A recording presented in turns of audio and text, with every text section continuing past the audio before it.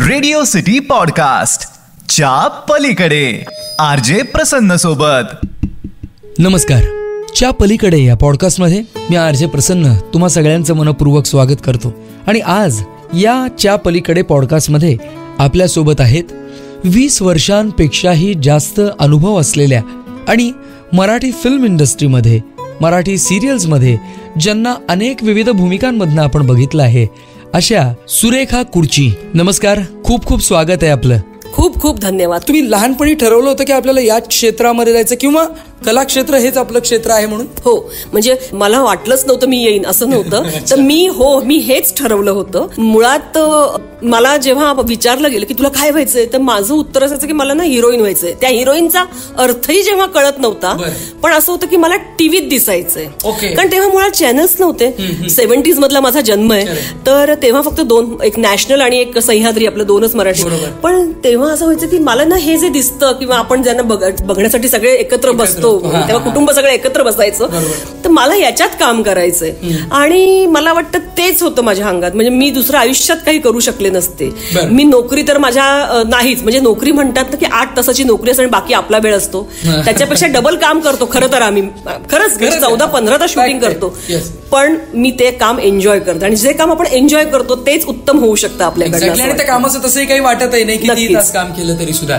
पण हा प्रवास, कारण कुठलाही प्रवास म्हटला की तो इतका सरळ सोपा कधीच नसतो. याच्यामध्ये सुद्धा भरपूर सारे हर्डल्स असतात. तर तुमच्यासाठी टास्क काय होता नेमका? मुळात फॅमिली बॅकग्राऊंड, कारण माझे वडील, माझी बहीण सगळे मिलिटरी मधले, म्हणजे चित्रपट क्षेत्र हे दूर दूरपर्यंत काही संबंधच नव्हता. तर मुळात त्याची सुरुवात कशी, किंवा त्यावेळेला इतके प्लॅटफॉर्म्स नव्हते, चॅनल्स नसल्यामुळे. मग ते जायचं कसं, काय करावं लागेल. मग कुणीतरी असंच सांगितलं की पहिले ते फोटो काढून दाखवावे लागतात काहीतरी. तेव्हा पोर्टफोलिओ असं हा शब्द खूप बोललं जायचं. मग पोर्टफोलिओ केला की काय, तर बाबा वेगवेगळ्या ड्रेसेस मधले फोटो तुमचे, तुम्ही कुठल्या लुकमध्ये कसे दिसता. मग तो अल्बम एक तयार करायचा आणि मग तो दारोदारी, म्हणजे जिथे ऑफिसेस असतील तिथे जाऊन भेटायचं आणि सांगायचं की बाबा मला आवड आहे काय.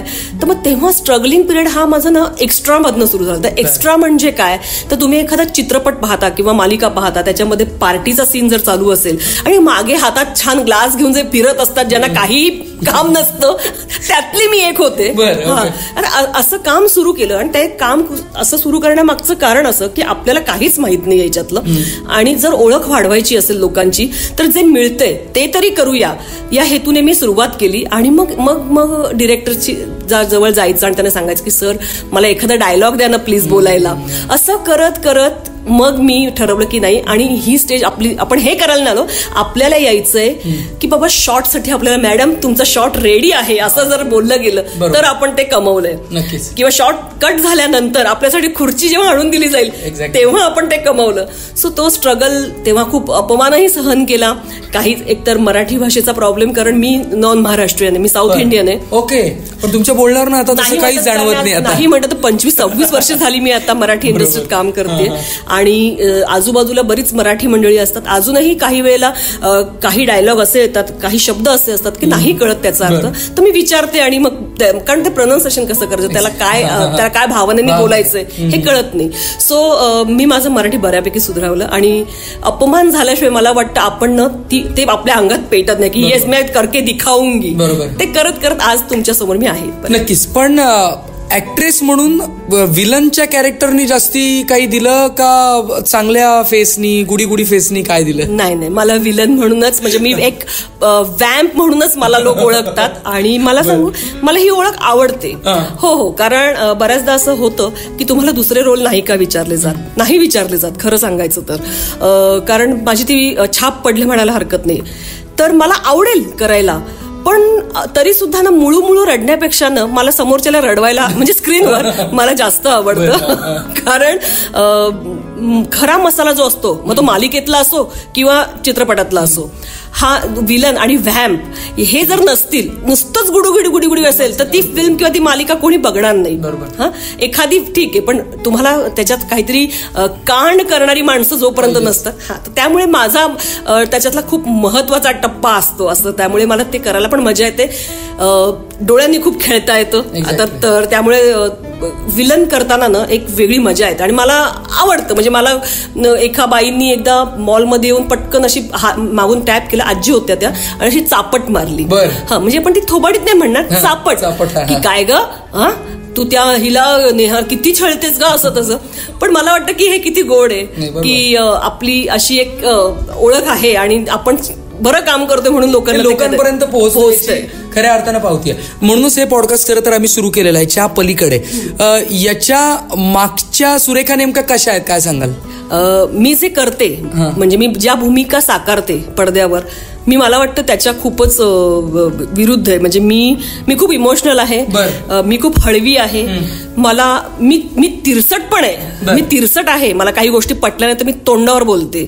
मग समोरचा माझ्याबद्दल काय विचार करेल मी याचा विचार करत नाही. पण मला माहित असतं मी बोलते ते चुकीचं नाही, त्यामुळे मी बोलते. पण माझा मुळात स्वभाव खूप मी हळवा आहे. हळवा म्हणजे असं की एखादी फिल्ममध्ये काहीतरी फार इमोशनल तर मी डोळ्यातनं माझे अश्रू पण येतात, इथपर्यंत मी इमोशनल. एक्झॅक्टली. पण तुम्ही आता जे ऐकताय त्यांना हे खरं वाटणारच नाही, कारण डोळ्यातनं पाणी तुम्ही आणता लोकांच्या. खरंय. पण मी खूप इमोशनल आहे. मी माझ्या फॅमिलीच्या बाबतीत असेल, मी माझ्या कामाच्या बाबतीत पण आहे.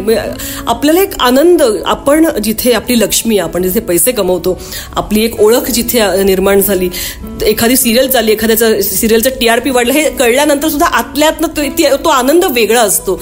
आणि मला वाटतं की तो आनंदानं प्रत्येक वेळेला नुसता हसूनच नाही तर कधी कधी एकांतात बसून ना ते, कारण मी केले जे स्ट्रगल केले, जे चढउतार पाहिलेत, त्यानंतर जेव्हा आपण या पदाला येतो किंवा लोकांना आवडते तर हे आनंदाश्रू बाहेर पडतात कधी. जर समजा तुम्ही या क्षेत्रामध्येच नसला असता, कला क्षेत्रातच नसता, तर सुरेखा मॅडम आज काय करत असले असते, कुठलं काम करत असले असते? फारच साधं उत्तर आहे आणि कदाचित हे उत्तर ऐकल्यानंतर हसतील जे कोणी ऐकत असतील ते. मी, माझा संसार आणि माझी मुलं. क्या बात. दिलखुलास गप्पा झाल्यात सुरेखा कुडची यांच्यासोबत आणि च्या पलीकडच्या सुरेखा समजून घेण्याचा प्रयत्न या पॉडकास्ट मधनं आपण केला. सो याच प्रश्नासह मी इथून रजा घेतोय. आता आपण भेटू लवकरच पुढच्या नवीन सेलिब्रिटीसह. धन्यवाद. रेडिओ सिटी पॉडकास्ट च्या पलीकडे RJ प्रसन्न सोबत.